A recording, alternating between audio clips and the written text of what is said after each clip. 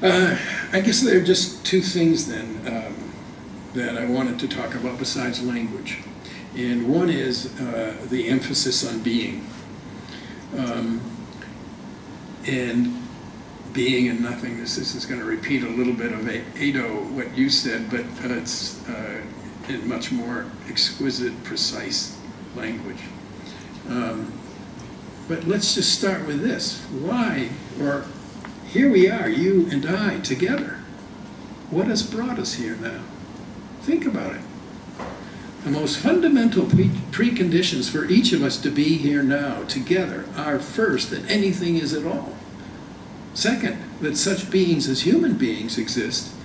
And third, that each of us here actually exists and is in this room right now together. These three ontological miracles are required for you and I to be here now together. Existential thought and practice counsels us to remember and hold near the awareness that it need not be so. This is the reference to the nothing.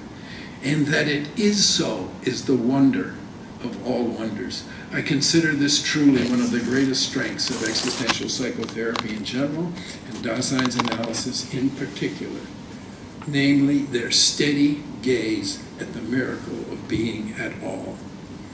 And with this, the call to choose how shall we live, knowing full well that one day we will no longer be. Rollo may call this most fundamental recognition the I experience.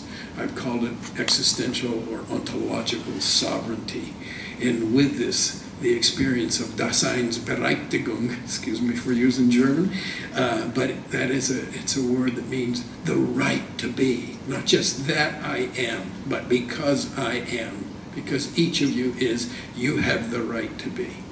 And it is also the same experience that a man from these very shores, the British psychoanalyst Donald Winnicott, understood not only as the simplest of all experiences, this is a quote, but also, this is from Winnicott, the central feature of human development. So we're not the exclusive possessors of truth, are we? We existentialists. So I think I'm just going to leave the rest of the whole ontological questions out. I want to just speak about then the practical questions.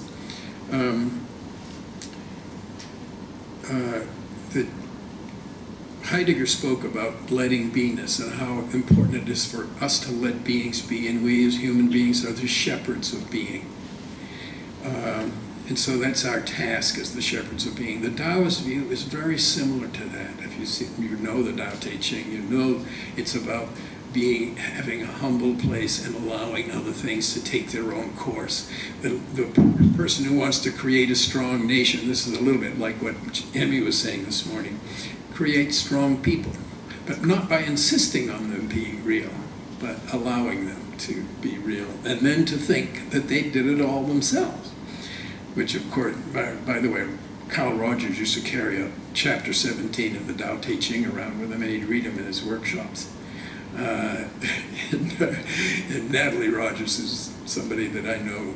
His daughter has this now on the wall, and I sent her a new copy, so she now reads this in her workshops. But Rogers recognized this, and there was something in there about the leader helps the people do things without letting them know that he's helping them or she's helping them do things, and then at the end they feel they did it all themselves. And that's a good advice for therapists as well. Oh, that therapy wasn't so important. You know, I got a few things here and there, but I'm sure doing well these days.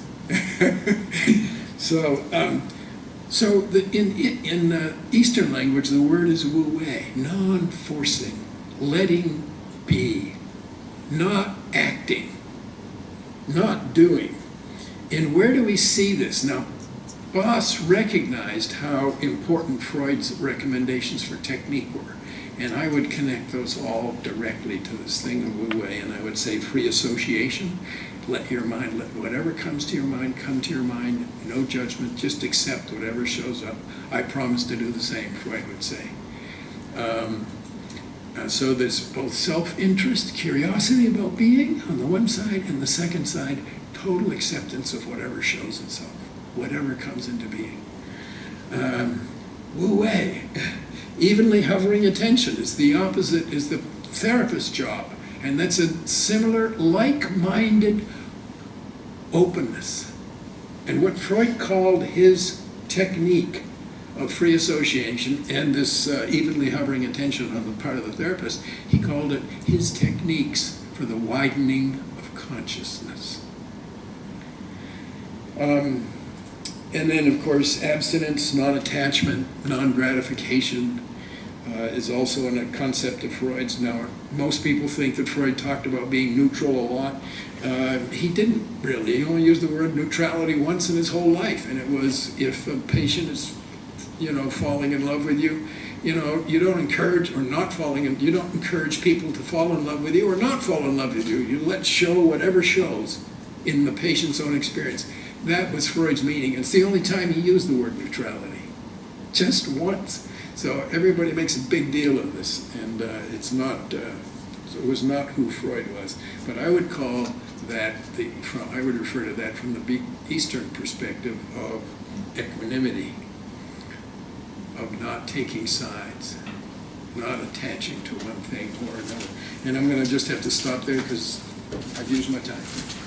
Thank you.